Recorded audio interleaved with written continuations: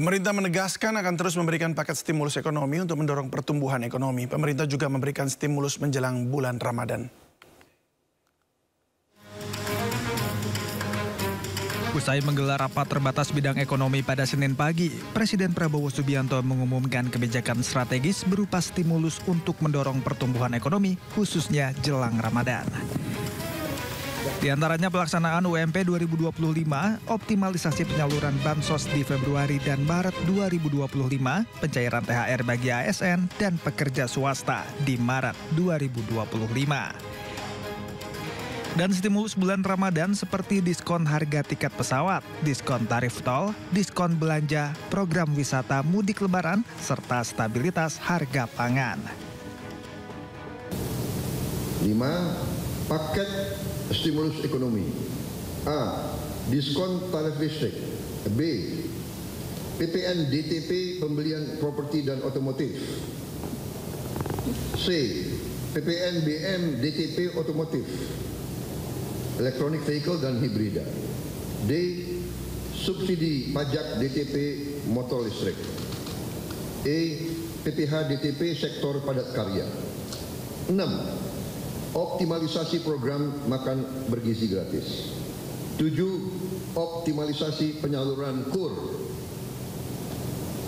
8. Panen padi terrealisasi secara optimal, di mana sudah ada laporan bahwa produksi beras kita meningkat secara signifikan.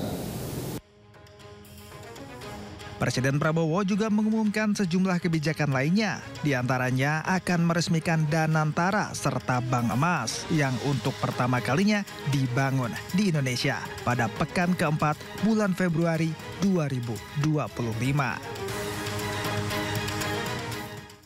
Sementara itu, Kepala Komunikasi Kantor Presiden Hasan Nasbi mengungkapkan efisiensi di tingkat kementerian dan lembaga tidak berdampak ke sektor pendidikan, termasuk layanan beasiswa KIP dan biaya operasional perguruan tinggi. Menurut Hasan Nasbi, Presiden Prabowo sangat menaruh perhatian terhadap pendidikan sehingga anggarannya tidak akan dikurangi.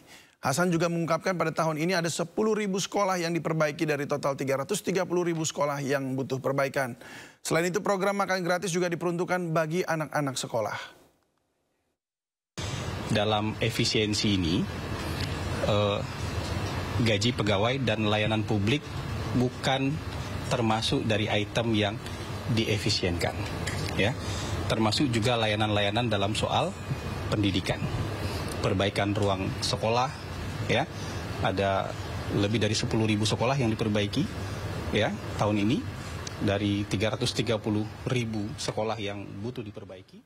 Menanggapi perihal efisiensi anggaran di pemerintahan, Gubernur Jawa Barat terpilih Deddy Mulyadi mengklaim telah memotong anggaran belanja yang tak penting di Pemprov Jabar hingga 5 triliun rupiah. Sementara itu, Gubernur Jawa Tengah terpilih Ahmad Lutfi mengaku tak terkendala dengan adanya kebijakan efisiensi anggaran.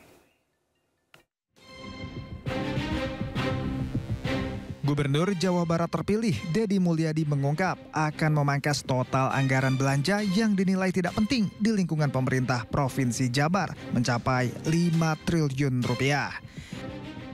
Pernyataan ini disampaikan saat pengecekan kesehatan di Mendagri Minggu pagi kemarin. Meskipun belum resmi dilantik, pria yang akrab disapa Demul ini mengaku telah melakukan perhitungan pembiayaan pembangunan di Jawa Barat.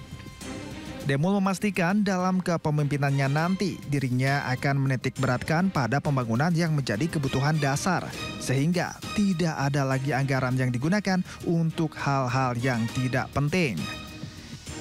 Dalam hal ini, Deddy Mulyadi juga memberikan contoh seperti anggaran untuk baju dinas gubernur, perjalanan dinas luar negeri gubernur sebesar 1,5 miliar rupiah akan diubah menjadi 0 rupiah. Kemudian, perjalanan dalam negeri gubernur yang semula 1,8 miliar diubah menjadi 700 juta rupiah. Tidak menggunakan anggaran untuk kepentingan yang tidak penting. Saya kan berikan contoh, anggaran untuk baju dinas saya dihapus, anggaran perjalanan dinas luar negeri saya 1,5 miliar, 0.